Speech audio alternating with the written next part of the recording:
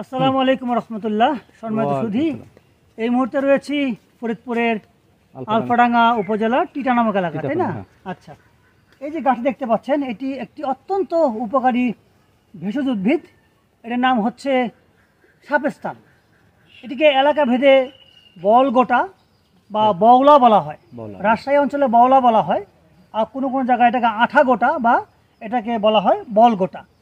তো এটি এজন্য একটি উপকারী ঔষধি উদ্ভিদ যে এটার যে বীজ হয়, যেহেতু এখন গাছটি ছোট, বীজগুলো খুব ছোট ছোট বীজ হয়, আপনার ছোট বড়ের মতো হবে আর কি। সেই বীজগুলো খুবই আঠাযুক্ত। আমরা যখন ছোট ছিলাম তখন এই বীজ দিয়ে কোথাও কাগজ ছিঁড়ে গেলে আমরা আঠা লাগাতাম আর কি। কিন্তু চমৎকার উপকার হলো, এলাকার লোকজন বলা বলে, হ্যাঁ এটাকে বলা বলে ওনারা এই এলাকায়, এটা শুনলাম। তো এই যে গাছটি, এটি চমৎকারভাবে কিন্তু আমাদের কফ এক্সপেক্টরেন্ট অর্থাৎ কফ নিঃসারক।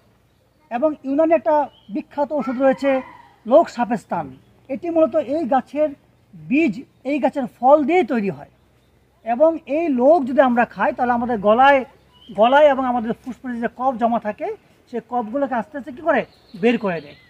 তাহলে সত্যিকার অর্থেই এখনও গ্রাম বাংলায় কিছু কিছু সাপেস্তান গাছ দেখা যায়। আর আমার মনে হয় এই অঞ্চলে যেহেতু এই গাছটি দেখেছি, আরও কিছু গাছ থাকবে হয়তো এই অঞ্চলে। তো আপনারা এই গাছগুলো যখন দেখবেন, কেটে ফেলবেন না, সংরক্ষণ করবেন। এর ফল সংগ্রহ করে শুকিয়ে রাখবেন, এবং যদি কারো ঠান্ডা কাশি হয় তাহলে আপনার জাল দিয়ে একটু মধু মিশ্রিত করে বা চিনি মিশ্রিত করে আপনারা সেটা খেয়ে নেবেন। আশা করা যায় ইনশাআল্লাহ 5-7 দিনের মধ্যে আপনাদের কফ কাশি ভালো হয়ে যাবে ইনশাআল্লাহ। তো বিদায় নিচ্ছি টিটা এলাকা থেকে, টিটা এলাকা থেকে। সকলে ভালো থাকবেন।